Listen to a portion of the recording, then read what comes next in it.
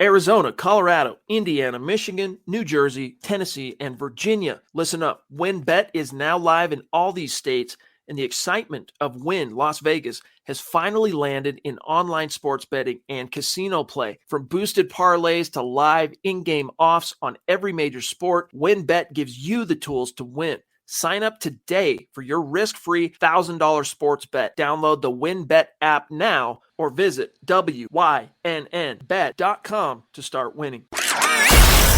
You're listening to the Huddle Up Podcast with Chad Jensen and Zach Kelberman. Join Broncos Country's deep divers at milehighhuddle.com and sound off. And now it's time to drop some knowledge.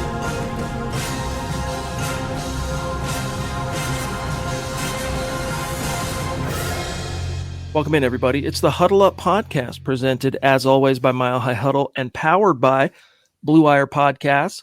I'm one half of the hosts here, Chad Jensen. With me is the senior draft analyst of milehighhuddle.com, who grinded his veritable arse off all spring and over the preceding 3 days, Erick Trickel. Zach is currently in transit back home, so he'll be back tomorrow night. But for now, we get to hang out and talk with the dude that actually knows who all these players are, Erick Trickel. Bro, great job, by the way. First of all, let me just tell you, I want to see how you're doing and all that, but let me just tell you, great job covering the draft, getting all of our readers and listeners and viewers apprised of the class, the Finding Broncos series. I don't think we ever published the number of Finding Broncos scouting reports that we did this year. That, and then just helping to hold down the fort every single minute of the live streams. Well, maybe within reason. I'm sure you took a few breaks, but there for all the draft live streams, tip of the cap for a job well done. Pat yourself on the back. How are you feeling today, bro? You just like drained? I'm actually good. I got about 12 hours of sleep last night. Had to take some aids to help me sleep, but I'm energized. Getting ready to get started on work for next year, getting ready to get all my draft board put together, all the prospects to watch. And I think this was the biggest year for Finding Broncos. We got 108 individual scouting reports out between Lance and I, with not to my own horn. Lance got 15 of them in, but it was a lot of work, and it feels like it paid off a little bit. All the work I put in, because normally, I mean, getting in 50 or 60 is always great, but yeah, 108 of them, and all the work that was put into it, and then enjoying the shows. The last 3 days being live with everybody in the chat was just absolutely awesome. It's a lot of work. And listeners of the Huddle Up Pod know how much credit Zach and I give to you in terms of, you know, it's one of the key ways we learn about the draft class each and every year is reading those reports. So props and gratitude from us, and I'm sure all of our readers and those in the chat. It's good to see everybody. I have missed you. Zach and I were planning on being more involved in the live stream podcast for what it's worth while we were in Vegas, but the Wi-Fi that the NFL had set up for us at Caesars Forum for the media, it was utter horrendous horse caca poo poo. It was not good, dude. Like, it was barely good enough to like download an image. Oh, the Broncos draft player X. Cool. I'm going to download that image from USA Today. And it was barely enough to get that uploaded. We rolled the dice when we made that one appearance, whatever it was, Friday night after the Broncos actually made a couple of picks. And it wasn't good. So we decided, you know what, better to let the guys keep doing their thing and have solid connections because we couldn't tell if you were hearing us. You guys would like freeze up on us. We were only on for a couple of minutes, whatever it was, but that's why it was so brief. And that's why we didn't come back on, but it was a lot of fun. Keeping Zach Kelberman out of trouble. That was my main job in Las Vegas. I jest a little bit, mostly I jest.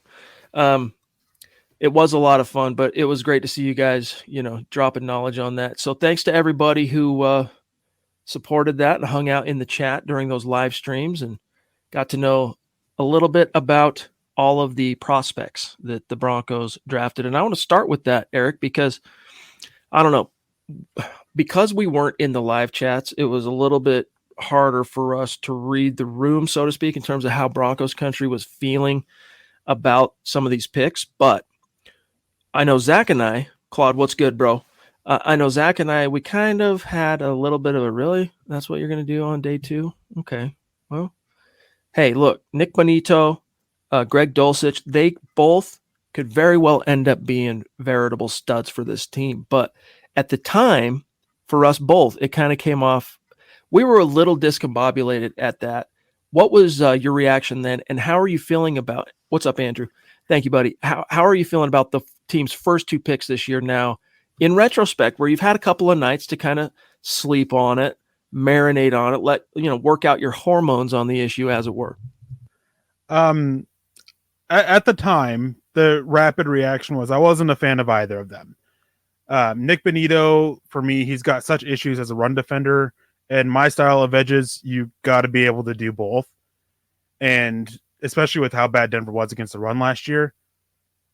So it was a bit rough, but then I kind of stepped back and I exchanging some comments with Nick. It kind of got to that point where at pick 64, the edges that were available, all of them had issues against the run. At least Nick Benito was the most bendy of the bunch. Was the most, not necessarily the most athletic, but had the most explosion and burst to get around the corner and get after the quarterback. High pass rush win rate. Some of the advanced analytics with Benito is a little rough because of the slanting style defense that they have at Oklahoma, but maybe they can make it work. One thing that just added to my concern was one of the first things Evero said to him on the phone was, you got to get a little bit stronger in the legs and work on that run defense. As for Greg Dulcich, also not a fan there. I like the depth of this tight end class. I would have liked to see them target somebody a little bit later, but I think it's a good possibility that Russell Wilson gave the A-OK to go get him. That's the guy wanting another tight end. Maybe they had he had his throwing camp. Maybe he didn't click with Albert Okwuegbunam or whatever. So both of them are kind of came over. I think what helped me the most with Nick Benito was getting Uwazurike in the 4th round to help eat up so much space that could help take the pressure off him as a run defender. Yeah. I mean, Dulcich, he seems like he's going to be a very good player. It comes back to, or he could be. He seems to have some of the traits that you hope will make him a good player at the next level. But, just what didn't feel like a position when you talk about, I mean, in the final analysis, Eric, the Broncos had 9 picks. So it's not like we're sitting here talking about a team that was, very like broke basically going into the draft. I mean, they had resources, but to wait as long as they did, it wasn't just, hey, we're missing the first round. We got one in the second round. Don't worry. You're the last pick in the second round. So you're really sitting on your thumbs for a while. All right, Nick Benito, of all the different edges maybe that were still on the board, which we can go through some of that if we want, but fine, whatever. He's very twitchy, and that's the one thing I really and he seems to be a high character kid and smart between the ears. So I've kind of warmed up to the idea of Nick Benito since the immediate aftermath of the pick. Dulcich, I was like, do you really need a tight end in the 3rd round, considering how long you've waited, considering the preciousness of the resource as far as you only had, well, I guess by this point, I'm trying to remember now the timeline, if they had traded the other one or not. But either way, you end up with only 2 premium round picks. And for those who are trying to understand what I'm saying here, NFL, you define it, premium round is anything rounds 1, 2, and 3. Those are the rounds that you're supposed to get your starters from, rounds 1, 2, and 3, premium rounds. So you're going to use one of your only 2 premium round picks on tight end when you look at some of the other needs. And I know George Paton, afterwards he said, look, as far as offensive tackle goes, some of the guys we liked, et cetera, the board just didn't fall our way. I don't know how much of that I believe. I'm not sure. Look, I don't think they really prioritized tackle as that much of a need going into this draft based on what they did on the pro side personnel, going out and getting Tom Compton and Billy Turner and then re-signing Calvin Anderson. But I've warmed up to the idea. Unlike when Peyton, I should say, drafted Patrick Surtain last year at pick 9, Javonte, even though it was a trade up in round 2, both of those tasted good right away. I was like stoked on both. Took a little while for my taste buds to kick in on these 2 cats. Yeah, with the offensive tackle, I think that, and in his pre-draft presser, he kind of touched on it, that there's a few guys they like in that first, second round. And I simply think they were all gone by the time Denver was. They didn't fall within a range. Like Tyler Smith, a lot of expectation was that he would be there in that second round. Dallas went and took him early. I wasn't shocked he went in the first round in the end of it. Bernard Raymond, I know a lot of Bronco fans wanted him. We saw him fall, but he's a little bit older, and then you have the issues with his arm length. And George Paton is a guy who is very much a measurements dude. Arm length matters for him at offensive tackle, so I think that was some issues there. And then I think after that, it just was kind of mad to them. And they just, obviously, they went other ways, and it was a little rough. I mean, because there was a couple points where I thought tackles were good values. I mean, Braxton Jones, talked about him a lot while we were live. Spencer Burford, they just passed on him, so something was there. But one thing I kept saying when we were live, and you kind of touched on it too, is they got 3 tackles that they are comfortable with starting and competing at right tackle this year. And so it wasn't a super high priority.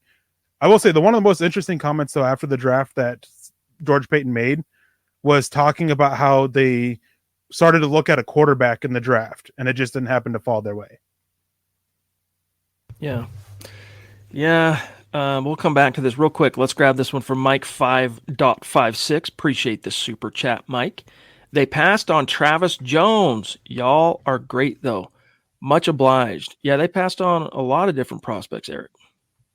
Yeah, with Travis Jones, I love him. I thought he had good versatility. I thought he was more than just a 2-down run defender or just a 0-1 technique.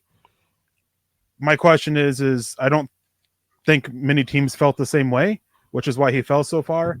And with Denver, they just went out and spent $30 million on DJ Jones to be that 0-1 run defending interior defensive lineman. Yes. Real quick, let me make this prettier and easier for everybody to see, because this question ties into the 13 college free agents the Broncos signed in the immediate aftermath of the draft. From Gary Blabla. What's good, bro? Appreciate you chipping in some super chats, helping us keep the lights on, helping us pay for the trip to Vegas, and all of Eric's nerd memorabilia in the background, comics and stuff. We share a brain on the nerdery, though. Trust. You should see my nerd room. It would blow your freaking mind. Trust. But Eric, here we go. Gary wants to know, very confident in our picks, and then a question mark. And Alan from Bama as an undrafted, are you? So he's confident. Are we confident? Appreciate you, Gary, up there north of the 49th parallel in Canada. So let's go through a couple of these real quick before we answer him directly, make sure everybody's on the same page with the college free agents, and then we'll come back to the draft class. The Broncos have reportedly, different reports, signed 13 different undrafted free agents, highlighted by the rush linebacker Chris Allen from Alabama, whom they paid $180K guaranteed reportedly, which, if I'm not mistaken, Eric, beats the guaranteed money they gave Brett Rippon a couple years back. So that, pretty sure, unless my memory is escaping me here, is the most they've guaranteed to a college free agent ever.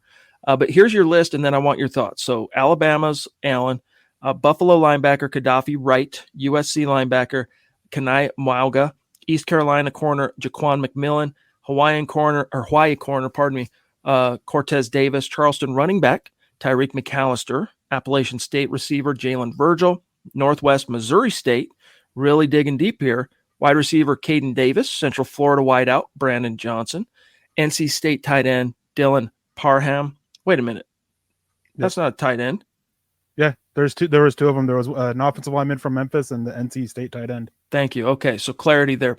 UT Martin tight end Rodney Williams, Temple offensive lineman Michael Neese, and then Minot State offensive tackle Sebastian Gutierrez. So we go through some of these, but what is your overall feeling of the draft class? You know, he's wondering how confident you feel in this class, and then your thoughts on Allen. Well, one of the things I've been doing most of the day is going over my board and giving out the values for each of the draft classes. And unfortunately, Denver sits with a 31st worst value from my board. And then there's also a consensus board that Arif Hansen with The Athletic does that takes 80 different public boards and just kind of compiles them and gets a top 300. And going off of that, Denver also has a 31st worst valued draft class. I'm not super impressed with it. There's a couple guys I like. Both those 4th round picks I absolutely love. Those were the only 2 picks that had a positive value to me. Montrell Washington was a head scratcher. I reached out, and I was talking about this when we were live. Reached out to a lot of people and didn't seem like he was expected to get drafted. He even said he wasn't expecting to get drafted. Luke Wattenberg was fine. Matt Henningsen I really like as well. Both of those guys are very smart. Matt Henningsen has been compared to Matt Damon's character from Good Will Hunting. Right. So I hope that this is one of those situations where I'm wrong on, because it's what's best for Denver, but don't think very highly of this class. Off the cuff, right? And you just never know where it's going to go with players as they enter the league. I mean, who could have predicted, for example, that C.J. Anderson would become the stud he did? He didn't even get drafted. Same for Chris Harris. Same for Phillip Lindsay. Same for Shaquille Barrett. Same for even Malik Reed, who might not be on the production scale prolific-wise as the names I mentioned prior, but still, it comes down to the individuals. Did the scouts do their job, the research? Do they take to the new environment at the pro level? Is it the right coaching staff to develop the different players in question? Is it the right scheme? All that stuff. There's so many different variables, and it'll eventually come out in the wash. But guys, it's not us trying to rain on anybody's parade. I want you all to understand that. When Eric talks about value, what does that even mean?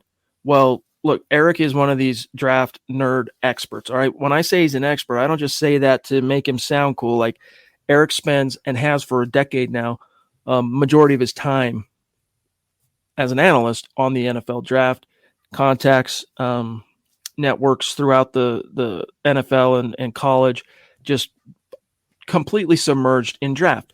He lays out a big board each and every year, ranking his prospects in order. So when we talk about value, if the Broncos say, for example, Eric, where did you have Benito ranked on your board? He was let's see, where is he? I had him ranked 114th. Okay. So if Benito is ranked 101 and the Broncos take him at 64, based on, and it's one man's board, and that's what he's trying to tell you. It's one man's board. That's not good value. But then you look at the what was the source you referenced on the other big board? That's like a consensus big board where Nick Benito was actually a steal, as he was rated 58 and went 64th. Okay. So oftentimes, and when it comes to the draft, can be beauty in the eye of the beholder, etc. But basically, most of those picks outside of the fourth rounders, what Eric's getting at, the value didn't quite match up. And before we grab Tanner here on the subject of Washington, and I guess I'll show you guys this real quick. I probably shouldn't have closed the screen as quickly as I did. Listening to the coaches and talking to a little birdie or two in Vegas, you can thank Dwayne Stukes for the Montrell Washington pick in round 5. Who's with Dwayne Stukes? He's your new special teams coordinator. Eric, the Broncos did, for what it's worth, have a pretty glaring hole at returner after they opted not to bring back Deontay Spencer. And that was for the best. It was time to move on and find something hopefully better, because Deontay was solid, but just completely unspectacular. I think he had one return for a score in the 3 years that he was a Bronco. They needed an upgrade. And based on all the information that the scouting department had gleaned, based on all the research Dwayne Stukes had done, this was the guy for that, for what it's worth, on Montrell Washington, Eric, and then we'll grab Tanner. Yeah, I mean, and with Montrell Washington, this is a situation where finding Samford tape, not easy. Yeah. I mean, it was difficult to find some tape for Joshua Williams, the Fayetteville State guy. I mean, the only reason I was able to find this is because he got so much hype. So it's one of those things where the resources that NFL teams has is vastly superior to the resources I have. And if I could watch him completely, like maybe I'd have a high grade on him. But I don't. All I'm able to do is watch some highlights of the game against Florida where he looked good. Mm-hmm. I mean, he had a really great return in that one. And so it was easy to see why they valued him as a returner. And yeah, it was very much a Dwayne Stukes pick right there. And they made it obvious in the video where they call him that it was very much Dwayne Stukes. Yeah. But one last thing on this, and then I'm going to grab Tanner. You do get curious. Well, okay, it was a Dwayne Stukes thing. Cool. Well, why round 5 then? Like, couldn't you maybe have waited till round 7? Because the prospect himself didn't think he was going to get drafted. He thought he was going to have to be trying out as a college free agent somewhere, taking $2,000 as a signing bonus to go hopefully make a team. So they must have somewhere along the way received some intelligence that he was going to get picked by somebody else. So someone else out there had a little crush, it sounds like, on Washington. So the Broncos just rolled the dice. Tanner, dude, thank you for your patience. Such a generous super chat. Really, really do appreciate that, my friend. He says, what's up, guys? It's been a minute. That's true. It has been a minute, Tanner. How you been, big dog? He says, I've been super busy with my new job. Glad to catch a live one. Hashtag Broncos country. Hashtag state of being. Hashtag Broncos for life. I love it. Eric, how much of that, though? And seriously, Tanner, it's great to see you, bro. We've missed you. This is true. Jeremy says, really impressed with the character of players selected. I think Paton hit it out of the park again. Jeremy, appreciate you, my friend, on Facebook. Yeah, that's one theme that you never really have to question, I think, with Paton, is all the guys that get drafted, we can debate some of the athletic traits, some of the measurements and all this, Eric, but you don't have to question what's going on between the ears. They're usually high football IQ, high character leaders that prioritize football as the number one thing in their lives. Yeah, and throughout watching this draft, watching certain players fall, one of my contacts with Denver, I just kept reaching out. I was like, hey, basically, is it medicals or is it character as to why this guy's fallen? It was always one of the two, basically. And character was a big one. There were questions about Nick Benito early on, but everything's been nothing but praise for him over the last 2 or 3 years with how he matured. Intelligence is another big thing with them. I mean, mentioned earlier, Matt Henningsen out of Wisconsin being such a bright kid, really won an award for academics as well. Luke Wattenberg has been praised for his intelligence. Mathis has a big degree in something where you have to be really smart. And then with the character aspect too, I mean, Nick Benito matured. Uwazurike is another guy who there were some issues early on that grew up and matured as his time went. So even if you have it in the past, as long as they believe you've matured and outgrown it, you're still fine in their book.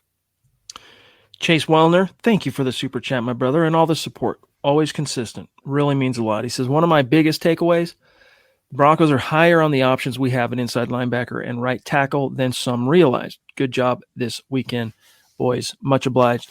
Definitely higher on what they've got at off ball and right tackle. No doubt about it, Chase. That was a topic that they addressed on Saturday night, after the draft had concluded.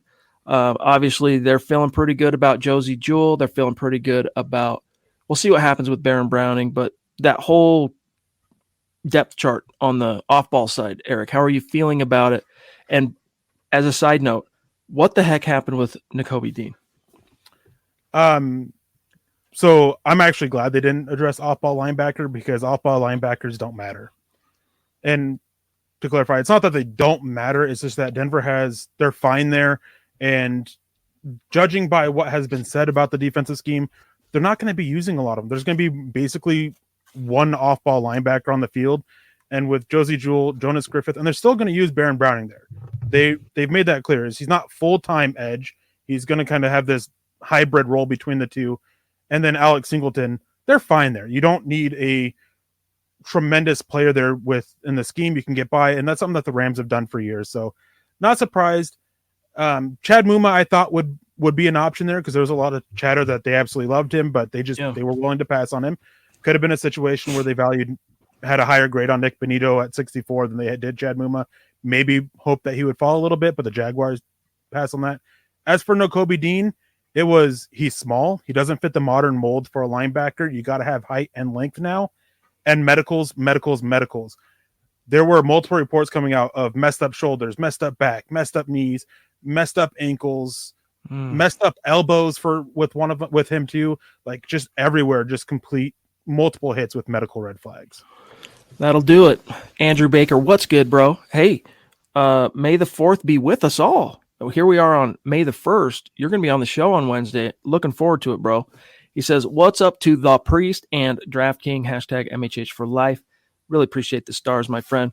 On the subject of stars, I am sad to report we didn't even come close to hitting our stars goal in April.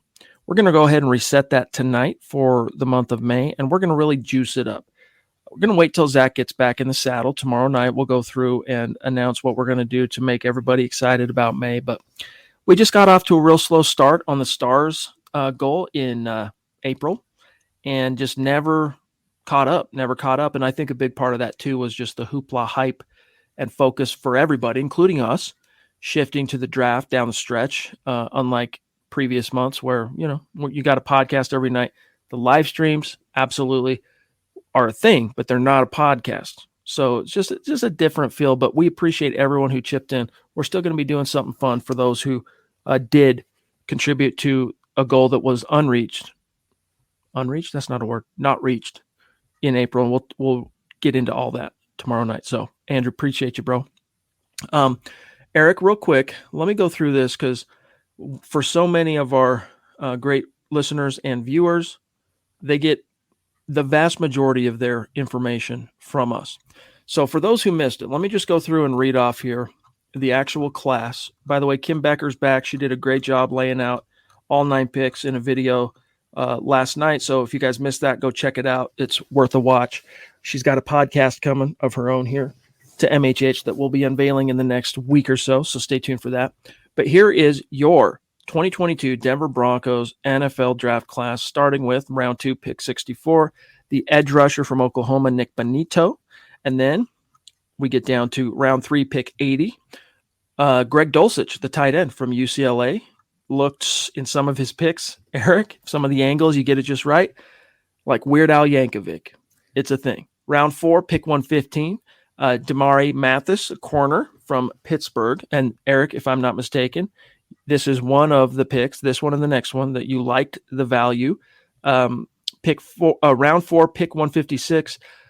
I'm going to butcher his name. Eric, why don't you say the name? The defensive end from Iowa State. Ayoma Uwazurike. Thank or you. Any. You can call him Any. I want to come back to these 4th-round picks because I know the value matched up for you, but let me just go finish this list. Round 5, pick 152, Delarin Turner-Yell, a safety from Oklahoma. So you got 2 Sooners coming in. Benito was stoked to learn that his college teammate was joining him in Denver. Round 5, pick 162, Montrell Washington, the returner we had talked about just a few minutes ago, wide receiver from Samford. Claim to fame, he's a speed demon, and he balled out against Florida. Samford being a small school, that's a big deal to be able to shine like that against SEC-level competition. Round 5, pick 171, the center/interior offensive lineman Luke Wattenberg from Washington. He's the guy that has a kind of, Eric, what'd you say, a Goodwill Hunting kind of story? That's Matt Henningsen. My bad. Okay. My bad. We'll come back to that. So Luke Wattenberg, we'll go through some of these, and I want to get Eric's thoughts, like brief summation of what these guys bring to the table. But let me just finish the list. Round 6, pick 206, Matt Henningsen. That's the guy. Defensive tackle from Wisconsin. We'll come back to him. Round 7, pick 232, Fionn Hicks, corner from Wisconsin. So a couple of cheeseheads, and that's it. That's your class. So Eric, a few things I want to touch base on. First, let's talk about these 2 4th-round picks. Mathis, the corner, and then Awuzie. Is it Awuzie? Uwazurike. Oh, what am I doing here? Guys, I've been on the move so much the last 4 or 5 days, like my body literally feels like it's vibrating. But anyway, Eric, talk about these 4th-round guys. So Michael Wonquillo came with a $50 donation, so thank you, Michael. We appreciate that. And oh wow, sorry, I've been navigating off the stream or off the screen, so I didn't see that. Michael, you are a prince. We love you, big dog. Thank you. And Michael, we really appreciated your support over the last 3 days as well. But Damari Mathis, I mean, this guy's versatile. He's physical. Sometimes you wish he can kind of rein it in. If you think about Kareem Jackson and how he's a couple times has knocked out his teammates, there can be some issues of that from Mathis. He's not afraid to get in there, mix it up as a run defender, which I absolutely love. Is something that really drew my eye to him last year when I was watching a couple other Pittsburgh defensive backs. Big fan of his. Not sure he's really a boundary corner in the NFL. I think he's more slot or a hybrid safety type in the NFL. Big fan of his. I know Carl was a huge fan of him too. And Carl, when we were making the predictions, Carl actually got this one right. And it's just additional depth in the secondary that Denver needed, especially with that versatility. And then Uwazurike, when looking at the Los Angeles Rams from last year, they didn't really have somebody to fill what A'Shawn Robinson did, who kind of helped eat up space and open up other guys.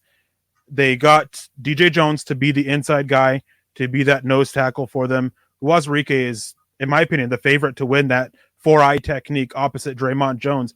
He's so long, so much good length. Not the most athletic guy, but his motor doesn't stop. He gets after it as a pass rusher, and he's not afraid to sit back and 2-gap, 1.5 gap, and just hold down the running lane against the run. I mean, big fan of his, and I mean, nothing can sell it better than my reaction to it when I saw that he was the pick, and you guys can actually find that on my Twitter too. It's pretty good reaction. Good to hear. Good to hear. Yeah, 6'6", 316 pounds, racked up for the Cyclones. A total of 70 solo tackles. That's pretty prolific for a trenchman. With his hand in the dirt, 34.5 tackles for a loss, 15 sacks, tipped 3 passes, 2 fumble recoveries, and he scored a tutty in college. Very cool. We'll come back to that. Let me see what else is on the minds of our chat here. I have missed you guys. It was very much a case of phantom limb since I headed to Vegas, where I wasn't able to talk with you guys. It was like something was missing in my life. And by the way, love seeing how many are in the room with us right now. Hello to the 400 some odd beautiful souls joining us in Broncos country on YouTube. And by the time you factor up all the other channels, we're well over 500 people watching with us. So welcome in. We love you. We appreciate you. We can't forget, though, Twitch. RAL Blitz loved the drip you had for the draft too, Eric. I don't know what that means. I think it's like new thing for new age speak, I guess, for the dress. Oh yeah, dude. Yeah, dapper. Heck yeah, dude. I'm approaching boomer status. You know, I am a man in my 40s, so some of these, you know, I'm the cool kid type of words.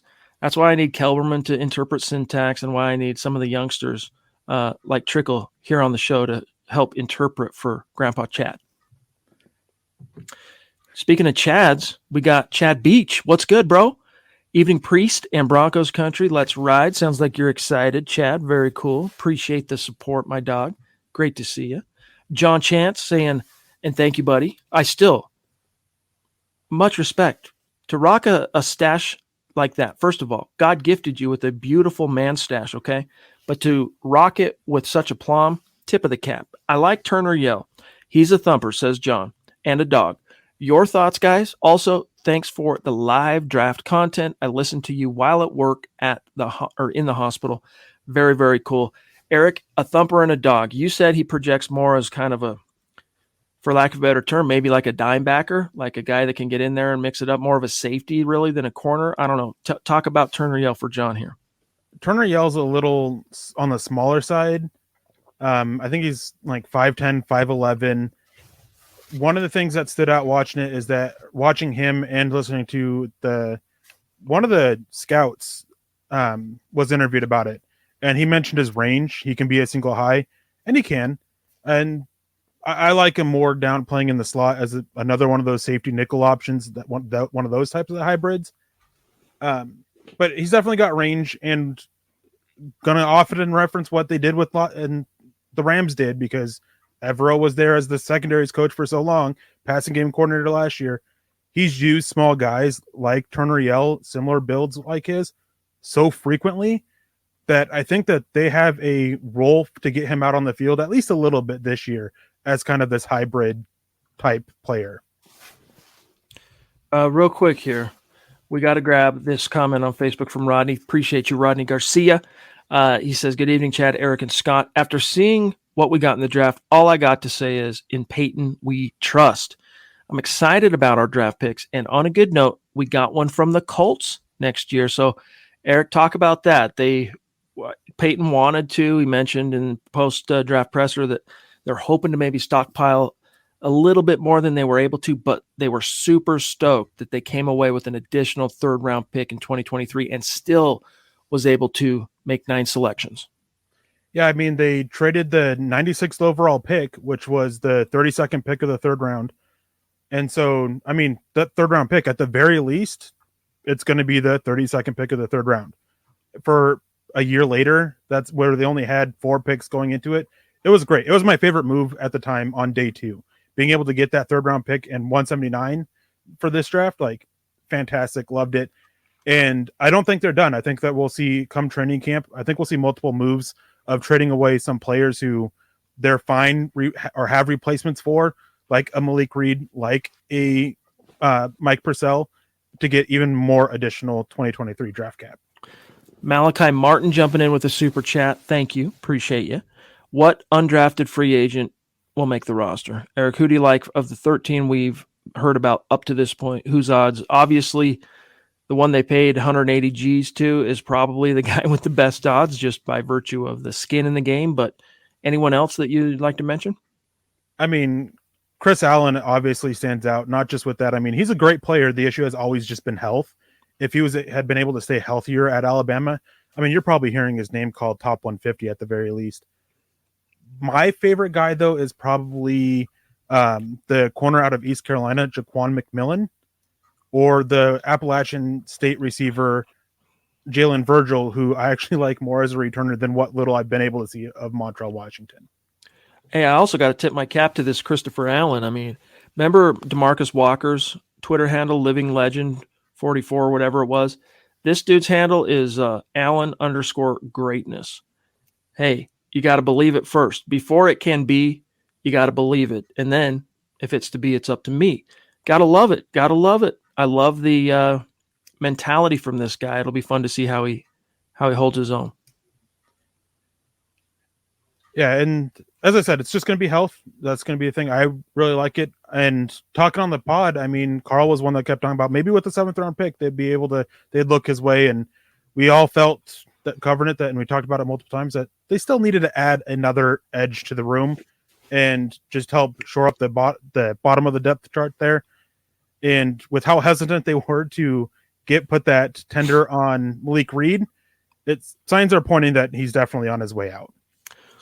You got me curious. Now I got to see what this reaction is. Okay. I absolutely love him at tackle for Denver. With Russell Wilson's height, I mean, no issues there. Oh, yes! They go defensive line. They get my guy, Aoma Uwazurike out of Iowa State. Wow. Absolutely love him. Great versatility on the defensive front. Great length. I mean, Denver, I absolutely love him. That's awesome, dude. That's genuine joy. So that's cool. Jeff C. jumping in. Appreciate you, bro.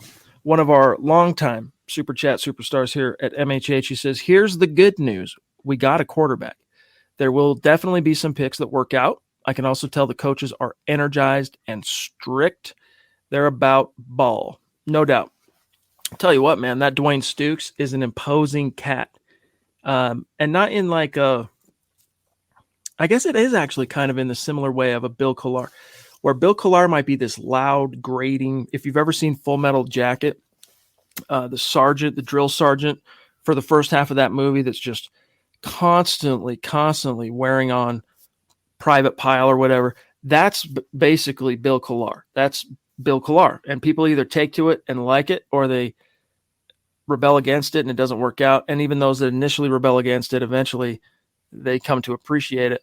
Dwayne Stukes isn't necessarily that guy, but that fear and that just intensity and that imposition that such a character as the sergeant from Full Metal Jacket portrays, that's the kind of juice Stukes has. Like, you better be on your P's and Q's. You better show up on time. You better ball out and execute, or else there's going to be a reckoning. And you don't want a reckoning. If Dwayne Stukes catches you slipping, there will be hell to pay.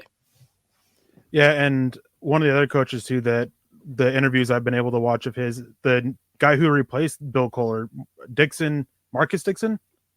Yes. I mean, he kind of seems to be of that same kind of mold. He's not really going to yell at you or get in your face, but when he's not happy with what you did, you're going to know it because it's going to come through in his tone. And I also didn't realize how huge of a person he is until they were announcing, I believe, the Uwazurike pick, and we're on the call with him. And George Paton goes to give him a fist bump, and he ends up wrapping him up and picking him up in a hug and lifting George Paton off the ground. And George Paton's a pretty tall dude, too. Right. Yeah, Marcus Dixon, former defensive lineman himself. Right. Scott told me the story of that dude's path to the NFL, which was fraught, for lack of a better term. And then he finally gets to the league, and now he's coaching the position he played in the league. Pretty cool. GLP, what's up, brother? Gary Leeds Palmer in the house. Appreciate you, my friend. Chad and Eric, I think we had expected a different draft, but George Paton has to listen to what the coaches want as well. Great coverage by everyone at MHH. Very kind of you. Thanks, GLP. Yeah, it's not just the coaches, but the thing you got to realize is, when someone, the resources, as you heard me talk about at the top of this show, Eric not only spends a lot of time breaking down film on these guys, studying their traits, comparing them with others to form his big board and everything, but also working his sources across the league. And a lot of those sources are in the scouting realm in the NFL. Some of them are in the collegiate realm, the schools, the athletic departments, the coaches there. Some of them are also fellow media like us that he'll reach out to and get thoughts and whatnot. But the NFL's resources on gaining intelligence and information on these prospects dwarfs anything that we could even remotely begin to approach. So you take a guy like, I don't know, just to throw a name out there, for example, that didn't necessarily jump off the screen as a great pick out of the gates, like Delaren Turner-Yell, the safety from Oklahoma. Whatever intelligence the Broncos scouting department was able to glean on this kid, they know more about him individually, his character, what people around him think about him more, like just all those things. I mean, even George Paton on Saturday night, as he was going through, he spent the first 6 minutes of his press conference before he even took a question, just tipping his cap to the entire operation, from all the scouts to the logistics people to the coaches. Like, this dude made it clear how much of a collaborative effort it really is to land and rope in a 9 deep draft class. And so there is a point where you kind of have to go, all right, this guy, Eric, didn't jump out to me as a great pick value based on, our board, for example, didn't seem to quite add up. But based on what we know of George Paton, I mean, it'd be one thing if we were dealing with John Elway, because John Elway had a spotty record. He really turned the ship around down the stretch of his tenure as a GM. His last 3 draft classes in particular, I thought were very good. But with Paton, we're talking about the reigning GM with the best draft class, according to his peers. All right. So you give him a little bit of the benefit of the doubt, I think, in those situations. Yeah, definitely. And also playing into that is that it's a new coaching staff too, and they're having their voice heard. And one thing that, as a draft analyst, that I have to do is also factor in player molds. And that's not something that I've really haven't had a chance to do at all when it comes to this coaching staff. What style of players do they look for?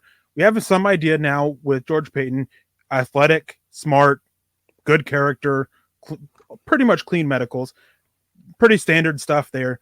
But the scouting department for the coaching staff, we don't have that. It's not like with the New England Patriots. If you're a smaller running back with good speed and quickness, you're probably a Bill Belichick type dude at the running back position, minus Ramondre Stevenson. That was such an outlier there. Or the Dallas Cowboys with defensive linemen. There's all these molds for these different things that we have, and we just haven't figured that out there for them. And then on top of that, the additional resources, being able to sit down and talk to them and getting answers to certain character questions, being able to get the medicals. Those are always the 2 things that I wish I had access to that I don't, because that plays such a big factor into a draft prospect's valuation and every single tape they have. And one thing is, like, I may be low on this class, but not only do they have more resources for it, is there's all these variables, and you talked about it earlier in the show. We don't know how the chip on the shoulder that they're carrying. We don't know, injuries could happen, knock on wood, out of nowhere, all this stuff like that too. And that's why, really, I mean, we value them. And I'm looking at this now with how I view them as prospects. And in 3 years, I'll look back at this again as NFL players and see where they've gone. Well said. Chase Wellner with another super. Appreciate you, bro. What, Eric, was the most shocking non-Broncos pick? In other words, when they passed on player X, which player they passed on in a given round was the most shocking to you? I'd have to double check when he went, but Braxton Jones was definitely one of the ones that's more shocking.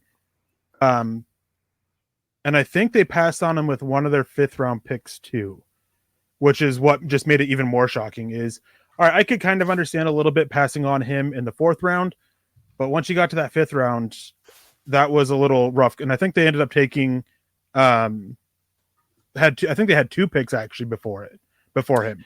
Yeah, because he went pick 168 to the Bears in round 5 for what it's worth, and Denver had 152 and 162. And he went 168. So they could have swung on him twice in round 5. Yeah, so that one was a little bit that's probably the most shocking one. I mean, there was a lot of chatter going around that Denver liked him, but one thing's for sure that I always say this is when around draft time, always take a grain of salt what you hear, because you have really no idea how true it is, especially out of Denver with George Paton. Question for you, just for craps and giggles here. Broncos in particular liked one quarterback, didn't work out for him. If you had to put money on it, who would you guess was the quarterback they were keeping an eye on and maybe gunning for later in the draft? Sam Howell. That would be my guess. Sam Howell. Then George Paton particularly has been linked to Sam Howell going back to last year before he decided to return. There you have it. There's some tinfoil hat for y'all. The Broncos will never reveal that, by the way. So any intelligence that's gleaned from that will be, if ever it is gleaned, leaked from a source or guesstimates like we just heard here, putting 2 and 2 together. Phil McLaughlin, appreciate you, bro. You're the man. Great show, he says. Go Broncos. Really appreciate you, Phil. Todd T. We got T twice. We got another T twice. Todd T. Appreciate that super chat. That's not a name I recognize, so welcome. Connect on Twitter. We appreciate you. He says, thanks everyone at MHH for the draft coverage this weekend. You're welcome, and thanks for being a part of it. What do you think is the unsung pick of this draft class, including the college free agents, Eric? What's the unsung pick? For going somewhere a little bit different besides Uwazurike, just simply because reading other people's opinions on it, he's always the one that's just kind of swept over. But Matt Henningsen, I mean, this is a guy that even back before the combine, I really liked him, and I was shocked he didn't get a combine invite, and I shouldn't have, but I did. I kind of dropped him a little bit because, I mean, they picked the players from the combine by reaching out to the teams, and him not getting an invite kind of sent a bad message, and he ended up being a great pick. Super smart.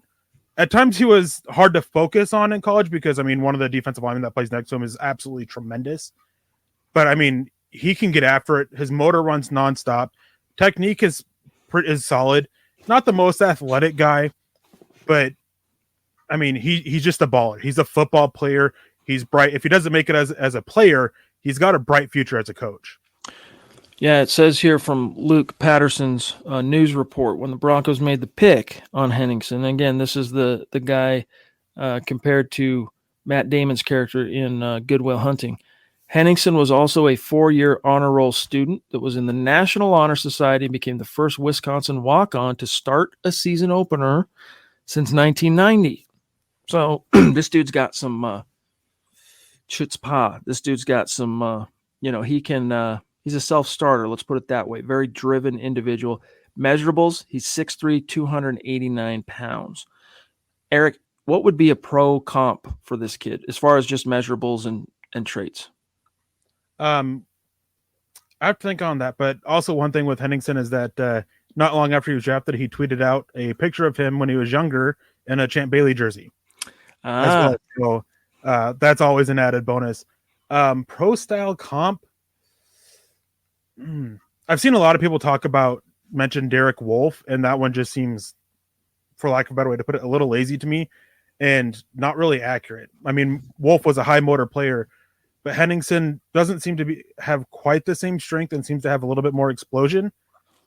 I mean, there's always going to be differences, but he's not too far from Draymond Jones in terms of how they win.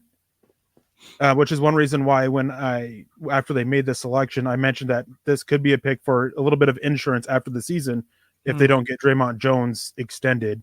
But he's kind of somewhere in that Draymond Jones-ish style of player. Real quick, this is from Luke's article. Henningsen also, although he was not invited, as Eric mentioned, to the combine, had a nice pro day where he demonstrated his athleticism, including a 37.5-inch vertical jump that would have been the best among defensive tackles had it been recorded at the combine, had he been invited and had he recorded such a jump at the combine. So as Eric mentioned, that speaks to explosion. Jeff C., what's good, brother? Again, number 2 for tonight. Appreciate you. Both of your thoughts on whether you feel the Broncos have cleared the curse that's been lingering as an organization, and do you think Judy and Hamler stay, or do they get traded? Well, the Broncos did just freaking sign. I mean, they drafted a wideout, and then they signed 3 of the 13, was it 4? College free agents were wideouts. But no, I don't think either of those guys are going anywhere for what it's worth. The curse, though, I do feel like, if we were looking at it as a team being possessed by some terrible demon, I think the Broncos have executed the first ritual required to expel that demon. But the second ritual comes when the cleats touch the grass this fall. George Paton was a big part of clearing out that bad energy.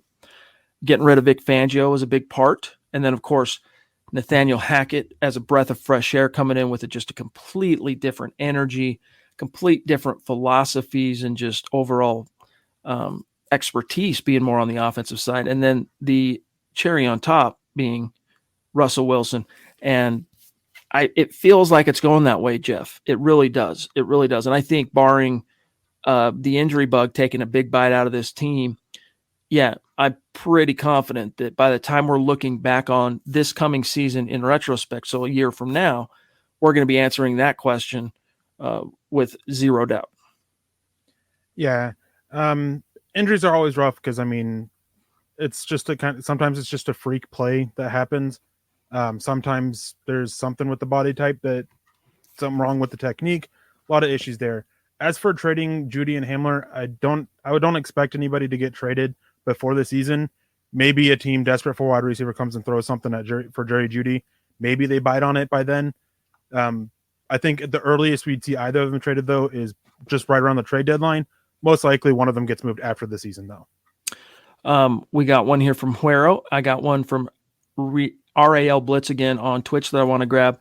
And then we're going to be about out of time, guys. So if you have any burning questions, topics, get them in. Supers, we will see them and address them before we dip on out of here. But we're about out of time. So Huero Vidal in the house with a super chat. Thank you, buddy. He says, I think I'm more excited about the undrafted free agent rush linebacker Christopher Allen than our actual picks. I was hoping for Ajabo, Muma, or Andrew Booth. Nick Benito looks like he tackles soft.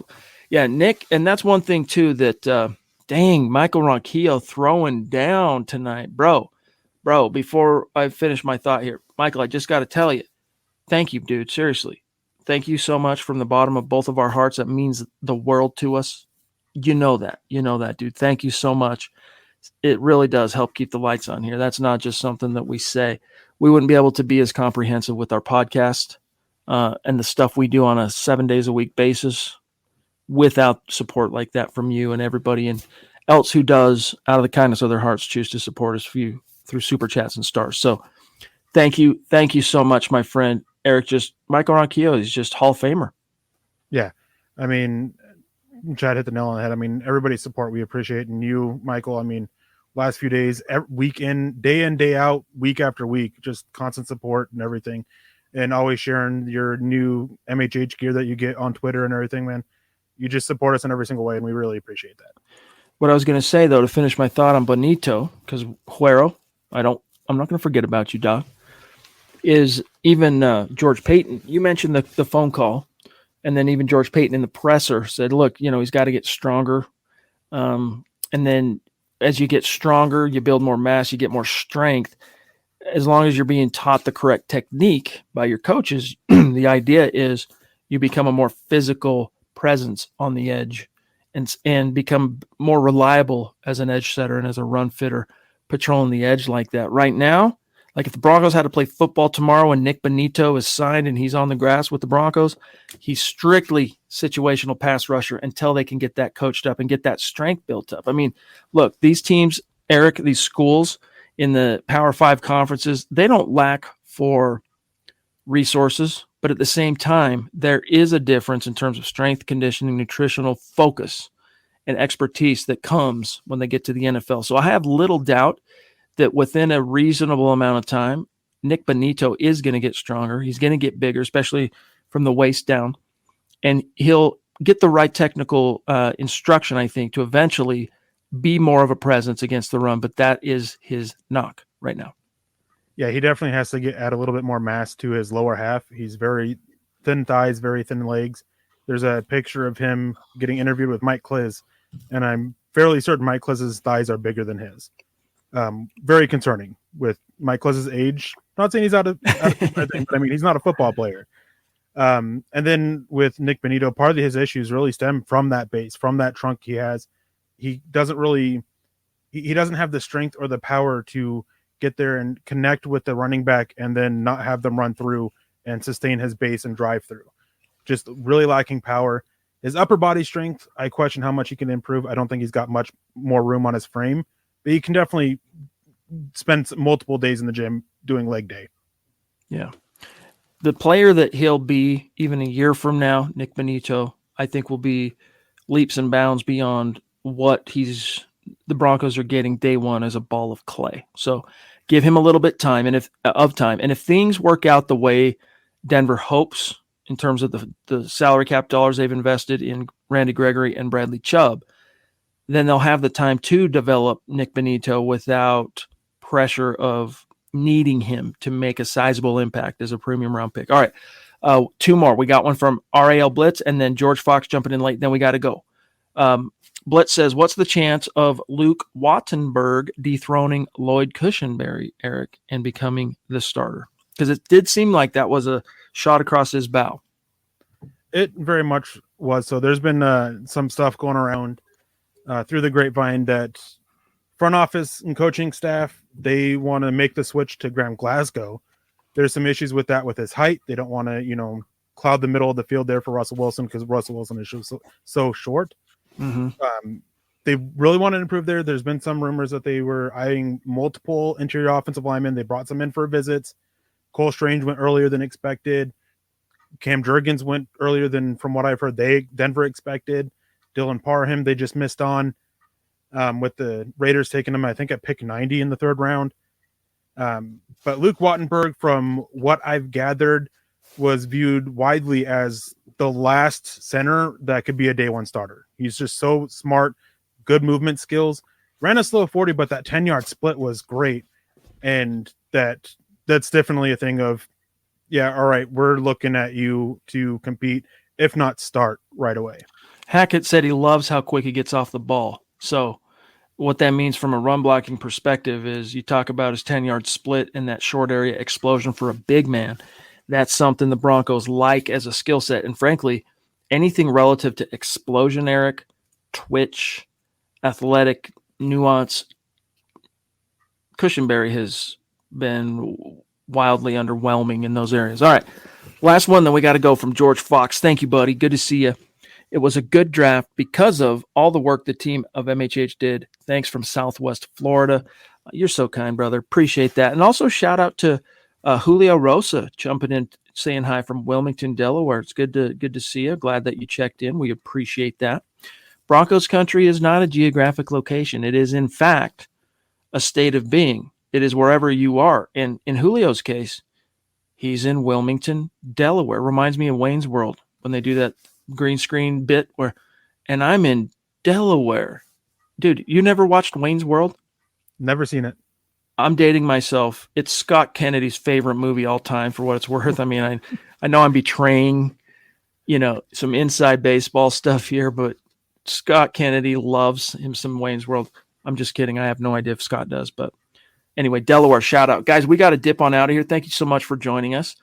Before we go, make sure you connect with Eric on Twitter. He is, in fact, the senior draft analyst here at MHH. Been with me from the very beginning. In fact, Eric's been with me from before the beginning. Eric's been with me for 10 years now. Golly, it's been that long, dude. So follow him on Twitter at Erick Trickel, spelled ERICKTRICKEL, at Erick Trickel. You can connect with me at Chad and Jensen on Twitter. And then, guys, also make sure you connect with our main podcast account at Huddle Up Pod. The mother account on Twitter is at Mile High Huddle. go to huddleuppod.com. Get your swag on. Get yourself one of these hats. Get yourself a t-shirt, a mug, little something for everybody. Just like the super chats, just like everything else, the stars. It's another way that you can support what we're doing here at MHH. And then cool thing about that, you get a little something that you get to hold on to by way of some merch. Also, guys, if you could be so kind, make sure you're also following the Huddle Up Podcast Facebook page, which is a Facebook page completely dedicated to all of the MHH podcasts. Easy to navigate, facebook.com/Mile High Huddle Pod, or just simply open up Facebook, search Huddle Up Podcast, give it a like, give it a follow. Don't forget, and we'll announce the winner of April's tomorrow night when Zach's back. But go to Apple Podcasts. I know so many of you are with us live. So many of you are on Facebook, YouTube, Twitch, etc. But we have about 40,000 people just in quarter one listen strictly, Eric, as on-demand podcasts, whether it's Apple Pods, Stitcher, wherever people are getting their pods, probably largest swath being Apple Podcasts. Everything comes down to, on Apple Podcasts, ratings. So that's why we try to incentivize our listeners. Even if you don't enjoy our show via a download, you watch live, if you're an Apple user, just open it up on Apple Podcasts, find us, give us a 5-star review, and that'll automatically enter you into each month's drawing at the end of the month, which we'll announce the winner tomorrow night. We take those who gave us a 5-star rating in the month in question, name goes in a hat, pull out a winner, send them a little thank you gift, some swag. So go give us that 5-star. And then last thing here, guys, if you liked what you heard, even if you disagree with us on any level, if you at least respect the effort, a small thing, not everyone can super chat, not everyone can star, not everyone can buy merch. One thing everybody can do is like this video. And if you really think we're doing a great job, share it out there, help us continue to grow and reach those new like-minded Broncos fans just like you. And then, hey, to that 35, 40% of people that watch these shows every single night on YouTube, but don't subscribe, come on now, subscribe, sub, let's go. And with that, hey, tomorrow night we'll do a full update on how April finished for the Super Chat Superstars. All right. Scott already did all the math on that. We'll announce the winner tomorrow night. We'll figure out what we're going to do to thank those who contributed to the goal that we did not hit in April, and then talk about what the new goal is. And I'll tell you, the new goal in May is going to involve one of these. Okay. If not, maybe a couple of these. So I loaded up. I saw an opportunity, Eric, and I loaded up on Demaryius Thomas jerseys. But, bro, thanks for making time for me on short notice. Appreciate everything you've done, my friend. Have a good night. Give my best to the family. We'll talk to you soon. Yeah, thank you for having me. It's always a joy being on. And even after 3 days of 16, 17 hours of being live, absolutely loved it. Wouldn't change it. Wouldn't pass up on that ever. I enjoyed chatting, not just with you, but with everybody in the chat. So thank you for having me. Erick Trickel on Twitter, at Erick Trickel. I'm Chad Jensen. Shout out to Scott Kennedy running things behind the scenes. And shout out to Zach Kelberman. For Zach, for Eric, for Scott. I'm Chad Jensen saying, go Broncos. You've been listening to the Huddle Up Podcast. Join Broncos Country's deep divers at milehighhuddle.com to keep the conversation going.